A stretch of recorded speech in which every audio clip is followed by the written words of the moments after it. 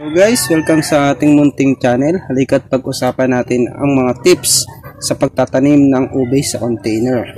Ayan guys, hope na may matutunan ka sa bidyong ito at sana tapusin mo ang bidyong ito hanggang sa dulo.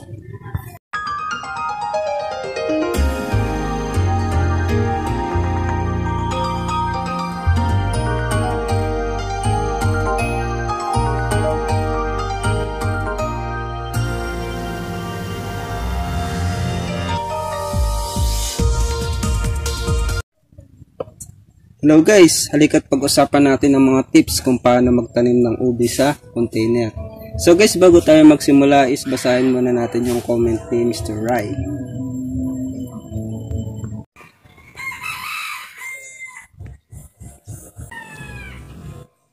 Pare, try mo sana paano itanim sa container.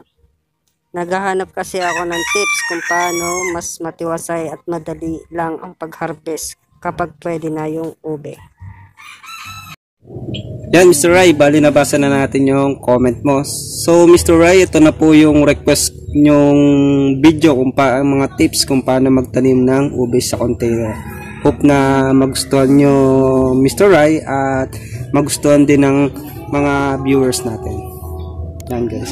So guys, sa pagtatanim ng ube guys is meron tayong tatlong tips sa pagsisimula ng pagtatanim ng ube. Umpisa na natin guys sa tip number 1.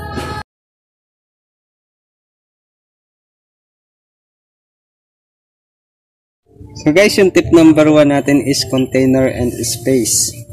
So guys, kung magtatanim kayo ng ube sa containers, is maganda yung malaking container yung gagamitin nyo. So guys, ang isa sa mga recommended ko sa inyo guys na tataniman natin ng ube sa container is itong batya o banyera ng isda. So guys, dahil sa malaki yung banyera ng isda, is ano din to, maganda din to sa pagtatanim ng ube dahil yung ube guys is lumalaki. Maganda yung space nito at malaki din. Yan guys. So guys, yung pangalawang recommended ko sa inyo is yung blue drum. At yung pangatlo nating recommended na pagtataniman natin ng ube is itong gulong. Dahil sa kung wala kayong budget or wala tayong pera o nanghihinayang tayo sa batya or sa drum na gagamitin natin sa tataniman ng ube is best recommended ko tong gulong. So guys, yung gulong is libre lang. Pwede tayong humingi sa vulcanizing shop or kung tatricycle kayo o nagji-jeepney kayo guys is pwede. So guys, sa gulong naman guys is tatalian lang natin to. Yan, kabilaan. So guys, hope na panoorin nyo rin yung aking videos about sa kung paano gumawa ng taniman gamit ang gulong. Yan guys. Bali ilalagay ko na lang sa description link below. Yan guys. Nakikita nyo. Yan. Malaki din yung space niya. Kahit sa kung yung bakuran nyo is sementado, pwede nyo rin talaga tong taniman. Dahil ito guys is papatong nyo lang dun sa sementadong yung bakuran. Pwede nyo nang lagyan ng lupa at hindi tatapon yung lupa dito. Subukan na to guys, no? So guys, proceed na tayo sa tips number 2.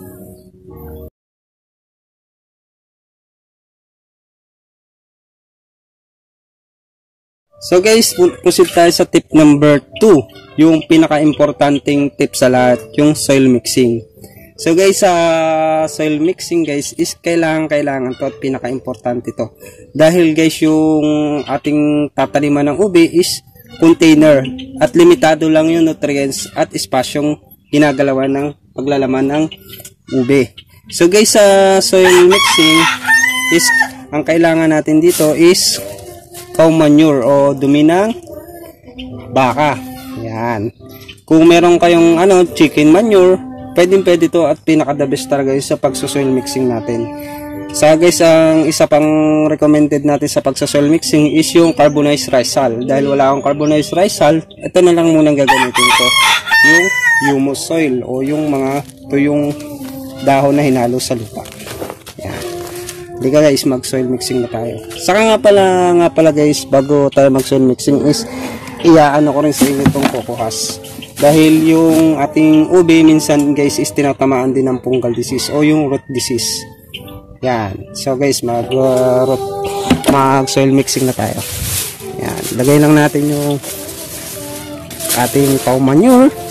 Tinamay ko na. Yan.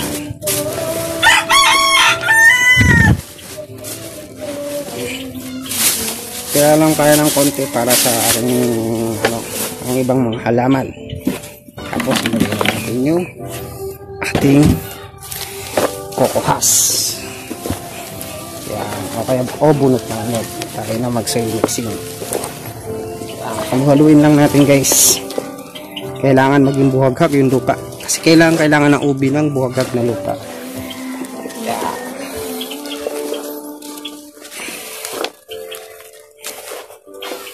Kung nakikita nyo guys yung ating ating lupa is mataba talaga dahil may mga earthworm yan o mga bulate.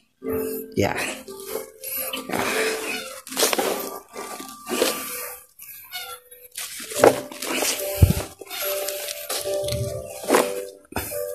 Haluin lang natin para lang tayo naghahalo ng darak ng substrate ng kabuti.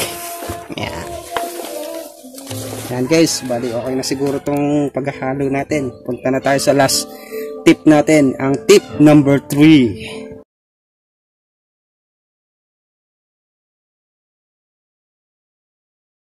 So guys, ito na tayo sa tip number 3 at ang ating last tip, yung planting. So guys, sa pagpa-planting natin guys is pinuno muna natin yung yung gulong natin ng pagtataniman natin ng ube ng lupa. Bali nag-iwan tayo ng isang gitling o isang gulong na hindi natin malalagyan. So guys, dito natin lalagay yung ube. Yan. Yan guys. Yan. Palibaw na rin natin to. Kain muna natin ng konti. Tapos baon na rin natin yung kanyang dahon. So guys, bakit ganito yung ginawa natin hindi sa pinakailalim? So guys, dahil yung ubi natin is pailalim pailalim namumunga dahil alam ng may mga instinct yung mga halaman na yan guys, kapag namumunga sila, alam nila kung saan yung mabato at saan yung buhaghag. Dahil buhaghag yung ilalim ng ating pinagtaniman ng ube. Kaya kaya pinuno muna natin ng lupa para sa pailalim siya mamunga. Yan guys. Tapos yan guys is lalagyan na natin ng ng ating mix stick.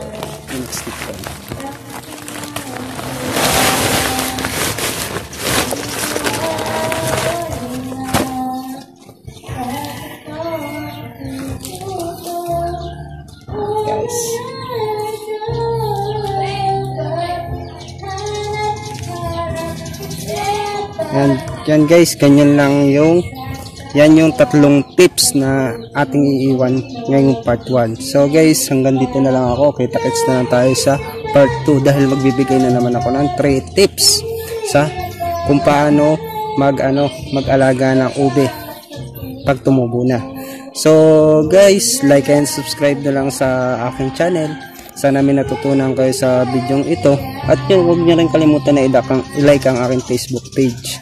Dahil doon ako nag-upload ng mga videos na hindi natin ina-upload sa YouTube. So guys, hanggang dito na lang ulit ako and happy planting!